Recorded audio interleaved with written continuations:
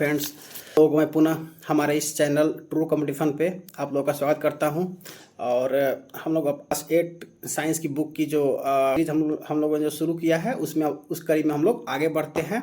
और जैसा कि आपको मालूम है कि हम लोगों ने चैप्टर 1 और चैप्टर 2 जो है ख़त्म कर दिया है और चैप्टर 3 पे अभी हम लोग डन करेंगे। ठीक है, ये बहुत ही इंपॉर्टेंट चैप्टर है। यहाँ से क्वेश्चन आए हुए हैं, प्रीवियस ईयर क्वेश्चन आप देख सकते हैं, दरोगा का हो, एसएससी का हो, बीपीएससी का हो, ये सब क्वेश्चन इस इधर से आया हुआ है। ठीक है, आप लोग देख सकते हो। हम लोग इसको अच्छे से डिस्कशन करते हैं। ठीक है, तो इस चैप्टर का नाम जो हम लोग का है सिंथेटिक फाइबर एंड प्लास्टिक। ठीक है, सिंथेटिक मतलब जो ह्यूमन के द्वारा बनाया गया हो, मैन मेड। ठीक है, और प्लास्टिक का मतलब आप लोग जानते ही हो। ठीक है, तो यानी सिंथेटिक फाइबर, फाइबर माने होता है रेशा, रेशा होता है। ठीक है, रेशा, रेशा बोल सकते हैं उसको, तंतु बोलते हैं, रेशा ही बोलते हैं। तो एक्चुअली क्या है कि जो सिंथेटिक फाइबर जो होता है वो पॉलीमर होता है। ठीक है, पॉलीमर का मतलब क्या है कि एक ही तरह के जो यूनिट के रिपीटेशन से जिस पदार्थ का निर्माण होता है उसको सामान्य अर्थों में पॉलीमर कहते हैं। और जिस यूनिट से किसी पॉलीमर का निर्माण होता है उसके एक यूनिट को हम लोग मोनोमर कहते हैं। ठीक है, इसको याद रखने की जरूरत है। और ऐसा नहीं है कि जो केवल ये सिंथेटिक ही पॉलीमर होते हैं, नेचुरल ही बहुत सारे पॉलीमर हमारे आसपास होते हैं, जिसमें सबसे ज़्यादा इंपॉर्टेंट हमारा कॉटन है। कॉटन जो है पॉलीमर ही का उदाहरण है, जिसको सेलुलोज बोला जाता है। और सेलुलोज जो है क्या है कि ग्लूकोज के लंबे सीरीज से होकर वो बनता है। ठीक है, यानी सेलुलोज का जो हमारा मोनोमर है वो आपका हो जाएगा ग्लूकोज हो जाएगा। ठीक है, इसको आप लिख सकते हो, याद कर सकते हो। ठीक है, और एक और इम्पोर्टेंट पॉइंट है, सिल्क वर्म का जो है सबसे पहला आविष्कार जो है, सबसे पहली बार जो खोज हुई है वो चाइना में हुई थी। ठीक है, ये क्वेश्चन आया हुआ है, आप लोग इसको नोट कर सकते हो। फिर हम लोग जो है सबसे पहला जो ये सिंथेटिक फाइबर जो था उसका नाम रेयन था। ठीक है, रेयन जिसको बोलते हैं, पहला सबसे सिंथेटिक फाइबर जो था उसको रेयन बोलते हैं। हालांकि इसमें जो रेयन बनाने में जिस पदार्थों का यूज़ किया गया था वो क्या नेचुरल था। ठीक है, तो अगर क्वेश्चन इस तरह से आता है कि सबसे पहला जो है सिंथेटिक फाइबर क्या था ह्यूमन के द्वारा बनाया गया, तो आप रेयन टिक मार सकते हो। एक है कि फुल्ली जो पूरी तरह से जो सिंथेटिक है, मतलब उसमें जो इंग्रेडिएंट जो सामान जो मतलब जिस पदार्थ का इस्तेमाल करके जो बनाया गया सिंथेटिक फाइबर, वो उसका नाम है नायलॉन है। यानी नायलॉन जो है पूरी तरह सिंथेटिक है। ठीक है, और वो हमारा रेयन जो है एक सबसे पहला हम लोगों का जो फाइबर है। ठीक है, लेकिन जो अपना नायलॉन है जो है वो उसमें जितना भी सामान का यूज हुआ है सभी का निर्माण जो है वैज्ञानिकों के द्वारा किया गया है, इसलिए इसको फुल्ली जो है सिंथेटिक फाइबर कहा जाता है। लेकिन जबकि वो जो है हमारा रेयन जो है उसको फुल्ली नहीं कहा जाता है, उसमें जो उसका मोनोमर जो था वो प्राकृतिक सामान था। ठीक है, तो आप इसको नोट कर सकते हो। जो है बहुत स्ट्रांग होता है। ठीक है, बहुत स्ट्रांग होता है। इसका कॉमन कुछ इस्तेमाल भी है जिसको बता रहे हैं, उसको आप नोट कर लेना। एग्जाम में क्वेश्चन आते आए हुए हैं और उसको आते भी है।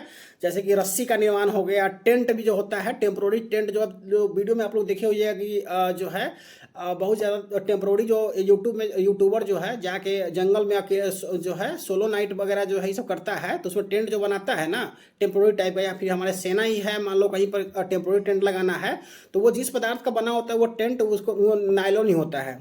ठीक है, उसके साथ साथ ये टूथ ब्रश भी होता है, वो भी नायलॉन का ही बना होता है। फिर पैराशूट होता है। ठीक है, रॉक पर जो चट्टान पर चढ़ने के लिए जिस रस्सी का इस्तेमाल किया जाता है वो काफ़ी मतलब मजबूत होता है, वो भी नायलॉन का बनता है। आप समझ सकते हो कितना ज़्यादा इसमें स्ट्रेंथ होता है। और इसी सिंथर में ही दूसरा नाम आता है पोलिस्टर का। पोलिस्टर जो है आप लोग जो है कॉमन नाम है जो मतलब हर जगह प्रचलित है। ठीक है, पोलिस्टर के अंतर्गत ये पहला आता है टेरिलीन आता है। टेरिलीन जिसका इस्तेमाल जो है ड्रेस बनाने में किया जाता है। ठीक है, आप लोग देखते हो ये कि पोलिस्टर का जो कपड़ा होता है वो अपेक्षाकृत जल्दी सूखता भी है, उसको मतलब उसको मैनेज करना भी आसान होता है, बहुत ज़्यादा टिकाऊ भी होता है, फट्टा काम है। सूती कपड़ा की अपेक्षा वो बहुत ज़्यादा दिन चलता है, उसको मैनेज करना भी आसान होता है। आप देखिए ये कि जो सूती कपड़ा होता है उसको बिना प्रेस के आप लोग नहीं पहन सकते हो, जबकि ये होता है जो हमारा पोलिस्टर का कपड़ा होता है वो जल्दी से ये हो जाता है, मतलब सुखाने के बाद कहीं ना कहीं थोड़ा सा आयरन कम भी करोगे तो काम उसे चल जाता है। ठीक है, तो ये हो गया। और एक जो है पीईटी भी एक पोलिस्टर है। ठीक है, पीईटी का जो है फुल फॉर्म होता है पोली इथिलीन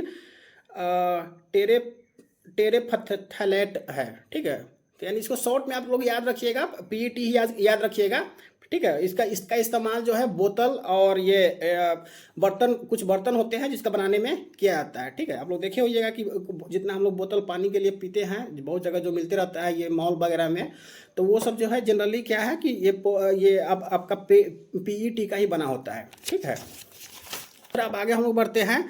पोलिस्टर के अंतर्गत ही जो है अक्राइलिक एक आता है, ठीक है। ये भी एक पोलिस्टर का एग्जाम्पल है, अक्राइलिक, ठीक है। ये एक्राइलिक भी उसको प्रोनाउंस लोग करते हैं, ठीक है। तो इसका इस्तेमाल जो है स्वेटर या फिर ब्लैंकेट वगैरह, कंबल वगैरह बनाने में किया जाता है, ठीक है।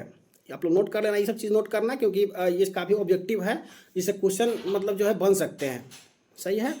और हम लोग देखते हैं अब पहले जैसे कि बताया कि सिंथेटिक फाइबर का आखिर इस्तेमाल इतना तेज़ी से क्यों हो रहा है, क्यों बढ़ रहा है, ठीक है। तो इसका कारण यह है कि जल्दी ये सिंथेटिक फाइबर जो है जल्दी सूख जाता है और टिकाऊ भी होता है, साथ साथ जो है जो सूती कपड़ा होता है, सूती जो सामान होता है, जो नेचुरल जो ऑब्जेक्ट है उसके अपेक्षा ये ज़्यादा सस्ता भी होता है, ठीक है। लेकिन इसके साथ एक दिक्कत ये है कि इसमें आग लगने के बाद जो है ये गलने लगता है, ठीक है। गलने लगता है, ये जलता नहीं है बल्कि गलता है, ठीक है। तो गलने के बाद क्या है कि बहुत मान लो, इसीलिए ये सुझाव दिया जाता है कि जो भी किचन में रहता है उसको कहा जाता है कि आप सूती कपड़े पहन के काम करो।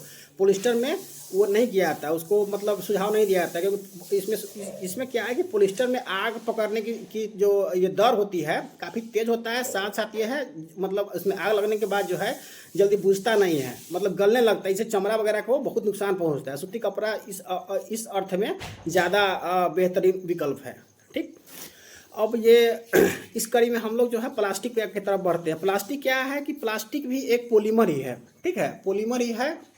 इसका इस्तेमाल आप लोग देखे हुए है कि दिन पर दिन प्लास्टिक हमारे जीवन के हर कड़ी में प्रवेश कर गया है, चाहे वो आपका डेली का कुछ सामान हो, बर्तन हो या बाल्टी हो, जो भी कुछ भी ऐसा चीज़ नहीं है जो हमारे आसपास में जो प्लास्टिक से अछूता रहा हो, ठीक है। इसका जो है सबसे कॉमन एग्जाम्पल जो हम लोग का पॉलीथीन है, जो कि हम लोग कैरी बैग की तरह उसका इस्तेमाल करते हैं, ठीक है। पॉलीथीन भी एक पॉलीमर ही है जिसका मोनोमर जो है इथीन है, ठीक है। इथीन आप लोग लिख सकते हैं इसको, CnH2n इसका फॉर्मूला होता है, ठीक है, इथीन का।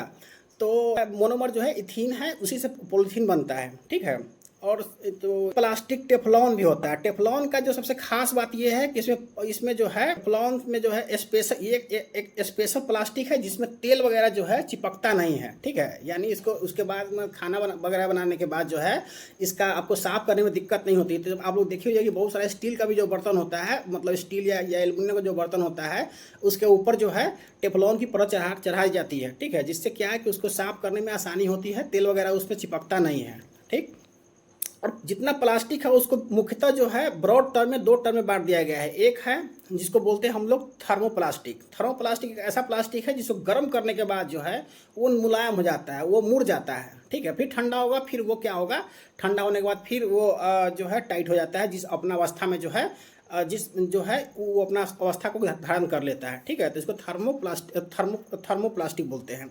इसका एग्जाम्पल है पॉलीथीन है, PVC है। अब वो देखिए कि जो रिफिल वगैरह जो कलम का, मान लो कलम का रिफिल ही है तो ये थर्मोप्लास्टिक से बना हुआ है, ठीक है। इसका जो इंटरनल रिफिल जो है आप देखिए गलाने के बाद जो है वो टेढ़ा हो जाता है, लिक्विड बन जाता है, लेकिन वो ठंडा होने के बाद पुनः जो है अपना शेप धारण कर लेता है। तो आप एग्जाम्पल में लिख सकते हो PVC और पॉलीथीन, ठीक है। और एक प्लास्टिक होता है जिसको थर्मोसेटिंग बोलते हैं, ठीक है। उसमें क्या होता है कि एक बार ही आप उसको जो करना है कर लो, एक बार आप बनाए, जो शेप दे दिए वही शेप में वो रहेगा, टूट जाएगा लेकिन वो जो है पिघलेगा नहीं, ठीक है। तो इसका भी अपना खास इस्तेमाल है। इस तरह के में सबसे इम्पोर्टेंट है बेकेलाइट एंड मेलामीन, ठीक है। मेलामीन जो है, बेकेलाइट जो है, इंपॉर्टेंट एग्जांपल किसका है, थर्मोसेटिंग का। एक बार मान लो रॉ मटेरियल से कोई प्लास्टिक का रॉ मटेरियल है, उसे बना दिया गया, कोई शेप बना दिया गया, ठीक है। उसके बाद उसको कितना भी तुम ये टेम्परेचर दोगे, गलाओगे, वो टूट जाएगा, लेकिन जो है वो नरम नहीं होगा, वो बेंड नहीं होगा, ठीक है। तब हम लोग इस्तेमाल देखते हैं बेकेलाइट। हाँ, एक बात और नोट आप कर लो, क्वेश्चन इस तरह का, एडवांस क्वेश्चन इस तरह के हमारे सामने आ सकते हैं। बेकेलाइट जो होता है, बेकेलाइट भी एक पॉलीमर ही, आपको पता है कि सारा प्लास्टिक भी एक पॉलीमर है। तो पॉलीमर का खास प्रॉपर्टी होता है कि वो जो है एक यूनिट से मिलकर जुड़ते जो है एक बहुत सारा बड़ा चेन बनाता है, जिसको पॉलीमर कहते हैं। तो एक यूनिट जो होता है ना, एक यूनिट बेकेलाइट में वो फॉर्मल्डिहाइड और फिनॉल होता है, ठीक है। तो क्वेश्चन आ सकता है कि मोनोमर क्या होता है, बेकेलाइट का जो है मोनोमर क्या होता है, तो वहाँ टिक आपको करना होगा। फिनॉल एन फॉर्मल्डिहाइड, ठीक है। उसी प्रकार मेलामीन जो होता है उसका जो हमारा मोनोमर होता है उसको बोलते हैं हम लोग फॉर्मल्डिहाइड, उसमें केवल फॉर्मल्डिहाइड होता है। अब हम लोग इस्तेमाल की बात करें, बेकेलाइट का जो इस्तेमाल होता है वो आप देखिए ये कि जो बर्तन का जो है हैंडल वगैरह जो होता है उसको पकड़ने में होता है। आप लोग जानते हैं कि प्लास्टिक जो है ऊष्मा का कुचालक है, इलेक्ट्रिसिटी का भी कुचालक है, ठीक है। तो इसलिए वो देखो इसके प्लस पॉइंट ये है कि खाना बनाते समय क्या होता है कि जो धातु की जो ये होता है उसको गर्म हो जाता है, ठीक है। लेकिन इसको लगाने के बाद क्या होता है, ये टेम्परेचर में लगने के बाद भी पिघलता नहीं है, ठीक है। तो इसका इस्तेमाल जो है वहाँ पे हो जाता है, मतलब बर्तन के हैंडल बनाने में उसका इस्तेमाल होता है। मेलामीन की बात करें तो मेलामीन का भी बात जो है उपयोग बहुत ज़्यादा उपयोगी है। जैसे कि सबसे आप देखिएगा कि जो बिजली का हमारा बोर्ड होता है, जो मतलब जो अभी न्यू बोर्ड है, पहले तो लोग लकड़ी का बनाते थे, लेकिन अब क्या है, जो देखोगे कि जो एक खास तरह का प्लास्टिक से बना होता है वो बेसिकली मेलामीन ही होता है। तो उसका इस्तेमाल किया जाता है क्योंकि उसमें भी आग लगने की संभावना नहीं होती है, प्लस वो हल्का भी होता है और वो सही है। साथ ही साथ जो है आजकल क्या है कि जो अच्छे मतलब जो जहाँ पे जो अच्छे किस्म का जो किचन बनता है वहाँ पे टाइल्स का प्रयोग जो है संगमरमर का ना करके ये मेलामीन से बना हुआ टाइल्स का ही उपयोग किया जाता है, ठीक है। एक और पॉइंट इसमें इम्पोर्टेंट है, बायोडिग्रेडेबल और नॉन बायोडिग्रेडेबल का एक कंसेप्ट है। बायोडिग्रेडेबल ऐसे सबस्टांस को कहते हैं जो कि जो है समय के साथ उसका विघटन आसानी से हो जाता है, मतलब डिकम्पोज जो है वो आसानी से समय के साथ हो जाता है। लेकिन नॉन बायोडिग्रेडेबल ऐसा सामान होता है, ऐसा पदार्थ होता है जिसका समय बहुत सालों के बाद भी जो है उसका डिकम्पोज होने में समस्या आती है, ठीक है।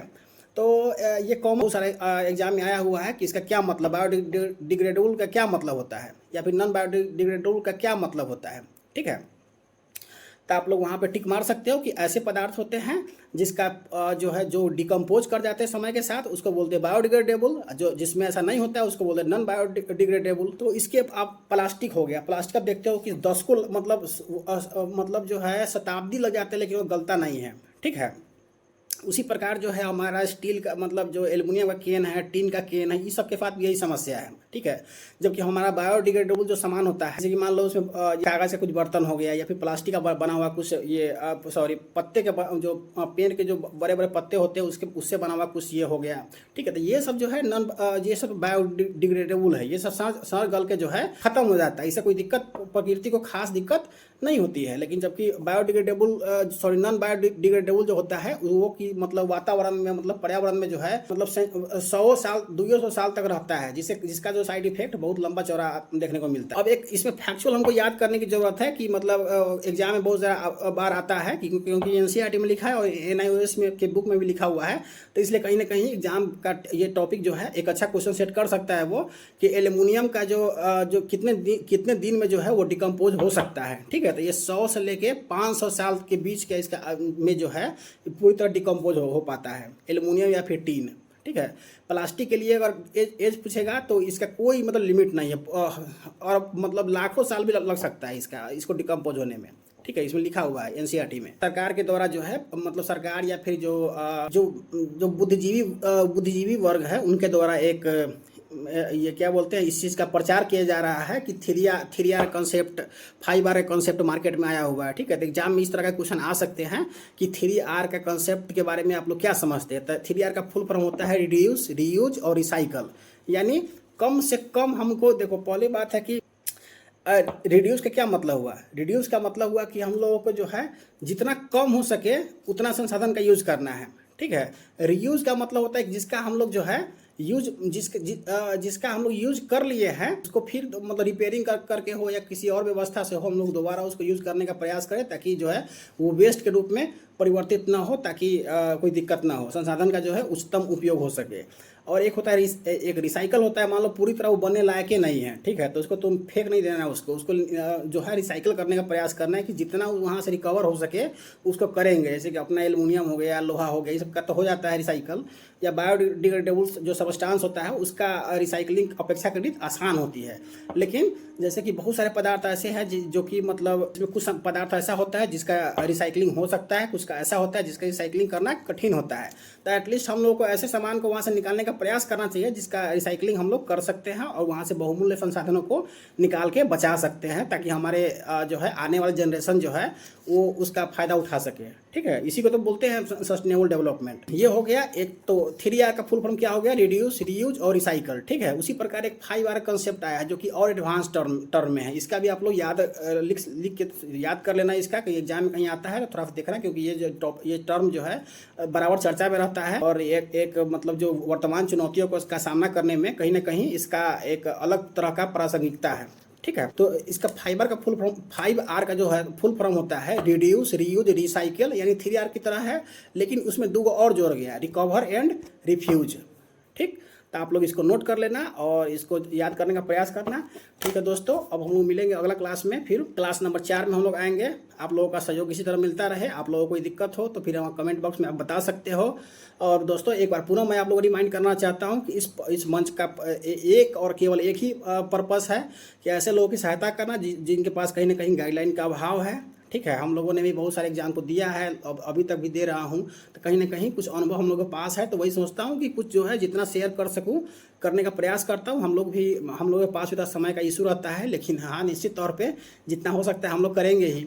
ठीक है मित्रों, और इसी के साथ जो है जो आप लोगों का शुभचिंतक है, जो आपके भाई बहन है, जो आपका जो परिजन है, उनके जो भी तैयारी कर रहे हैं उनके साथ इस वीडियो को जो शेयर कीजिए, ताकि जो है अधिकतम लोगों को इसका लाभ पहुंच सके। ठीक है, और आप लोगों को जिन्हें भी लग रहा होगा कि इससे कुछ फायदा नहीं हो रहा है, अविलंब यहाँ इस चैनल को जो अनसब्सक्राइब करके जा सकते हैं, क्योंकि कहीं ना कहीं यहाँ पे वो सब्सक्राइबर बढ़ाना यहाँ इस चैनल का पर्पस नहीं है, बल्कि क्वालिटी कंटेंट प्रोवाइड करवाना हमारा मेन पर्पस है। ठीक है, तो निश्चित तौर पे यहाँ पे आप लोग देखे भी होइएगा, हम लोग अधिकतम प्रयास करते हैं कि जो काम का चीज़ है उसको जल्दी जल्दी खत्म कर दिया जाए। इतना मसाला लगाने की जरूरत नहीं है। ठीक है, अब जितना बताते हैं उतना नोट कर लो। NCERT और जो भी सरकारी बुक है उससे कवर हो जाएगा। इसके बाद एक बार सिलेबस खत्म हो जाती है तो फिर कहीं ना कहीं और भी कुछ पॉइंट, जैसे लुसेंट हो गया, क्राउन हो गया, या विद्यासागर की बुक है, ठीक है, या और भी कुछ बुक है जहाँ से साइंस के कुछ इंपॉर्टेंट क्वेश्चन बन सकते हैं, उसको भी मैं आप लोगों को करवा दूंगा। लेकिन फिलहाल हमारा पर्पस है कम से कम NCERT को कर ले अच्छे से, ताकि यहाँ से क्वेश्चन आए तो कोई दिक्कत ना हो। ठीक है, पहले हम लोग का यही पर्पस है, उसके बाद वहाँ जाएंगे हम लोग। ठीक है दोस्तों, इसके साथ आज का वीडियो को मैं समाप्त करता हूँ। आप लोग अपना ढेर सारा ख्याल रखना, और ठीक है, बाय, जय हिंद, जय बिहार।